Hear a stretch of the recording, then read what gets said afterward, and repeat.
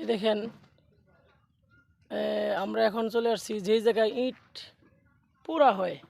এই দেখেন চুলা, বিশাল বড় চুলা, এখানে ইট পোড়া হয়। আমরা একটু দেখি ভিতরে গিয়ে কি আছে এখানে। এই দেখেন এখানে ইট পোড়া হয়ে গেছে। এই দেখেন কি বিশাল বড় চুলা। একটা জিনিস আমরা খেয়াল করতে পারি যে একটা উদাহরণও আমরা মোটামুটি জানি যে যদি কেউ দুনিয়াতে জাহান্নামের আগুন দেখতে চায় তাহলে সে যেন ইট খোলায় যায়। ইট খোলায় জাহান্নামের আগুনের কিঞ্চিত পরিমাণ একটা আভাস এখানে আছে। যেই কয়লা থেকে ইট তৈরি করা হয়, ইট পোড়া হয় কয়লা দিয়া, কয়লার আগুন দিয়া,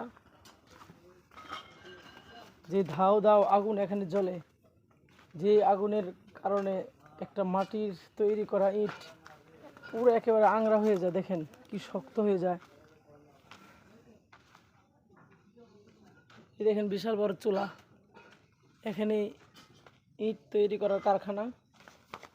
আমরা অনেকে তো যারা অট্টালিকা থাকি আমরা কখনোই দেখি না কীভাবে ইট তৈরি করা হয় এবং ইট পোড়া হয়।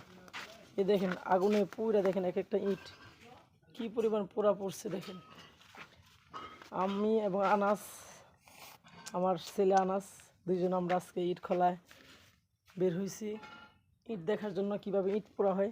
আনাস, ইট দেখছো কিভাবে পুড়ে? কেমন লাগছে তোমার দেখে? কেমন লাগছে? ভালো লাগছে? ভালোই লাগছে। আচ্ছা ঠিক আছে, সবাইকে বলো তো সবাই ভালো থাকেন। তো সবাই ভালো থাকেন। আজকে আমরা চলে যাচ্ছি বাড়িতে। সালাম দেবো। আসসালামু আলাইকুম। ওয়ালাইকুম আসসালাম। দেখেন আমরা চুলা থেকে বের হয়ে গেছি।